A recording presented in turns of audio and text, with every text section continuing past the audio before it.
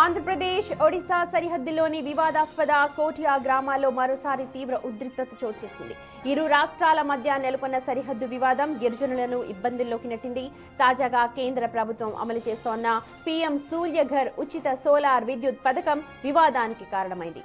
ఇరు రాష్ట్రాల సరిహద్దుల్లోని వివాదాస్పద గ్రామమైన ఎగువసెంబిలో గిరిజనుల ఇళ్లపై ఏర్పాటు చేయడానికి సిద్ధంగా ఉంచిన సోలార్ ప్యానెల్స్ ను ఒడిశా పోలీసులు తీసుకెళ్లడం ఇప్పుడు స్థానికంగా కలకలం రేపింది.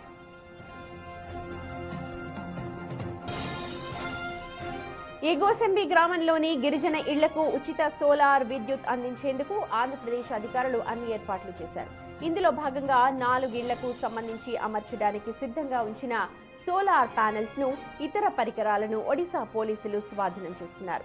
గ్రామంలో గిరిజనులు ఎవరూ లేని సమయాన్ని చూసి ఈ సరిహద్దు గ్రామాలు తమవేనంటూ ఒడిశా పోలీసులు ఈ చర్యకు పాల్పడ్డారు. ఉచిత విద్యుత్ అందుతుందని ఆశపడ్డ గిరిజనులకు ఒడిశా పోలీసుల తీరుతో ఇప్పుడు తీవ్ర నిరాశ ఎదురవుతోంది.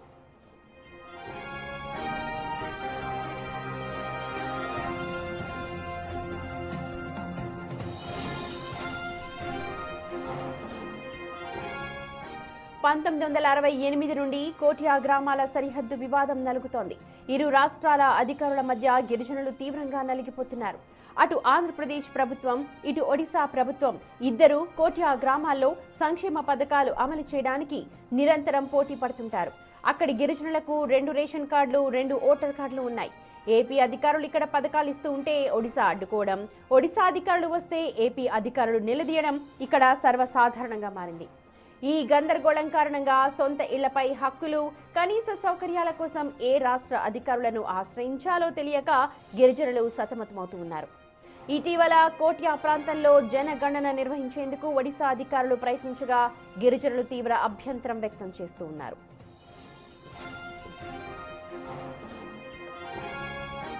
కోటియా గ్రామాల విషయంలో యథాతథ స్థితి కొనసాగించాలని సుప్రీంకోర్టు ఇప్పటికే స్పష్టం చేసింది.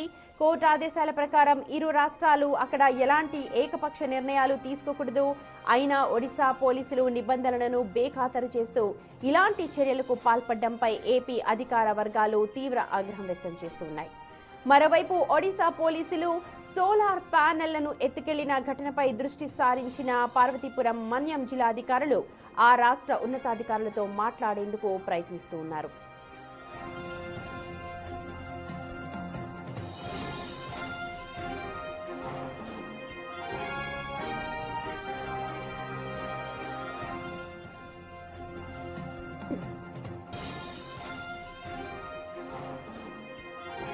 కోటియా పరిధిలోని కొండలు భూగర్భ అపారమైన ఖనిజ నిక్షేపాలకు నిలయం. అక్కడ బాక్సైట్, మాంగనీస్, ఐరన్ నిక్షేపాలు పుష్కలంగా ఉన్నాయి. ఈ ప్రాంతంలోని కొన్ని చోట్ల బంగారు నిక్షేపాలు కూడా ఉన్నట్టు సమాచారం. లక్షల కోట్ల విలువైన ఖనిజ సంపద ఉండడంతో ఈ సరిహద్దు గ్రామాలను వదులుకునేందుకు ఇటు ఏపీ కానీ అటు ఒడిశా కానీ ససేమిరా అంటూ ఉన్నాయి.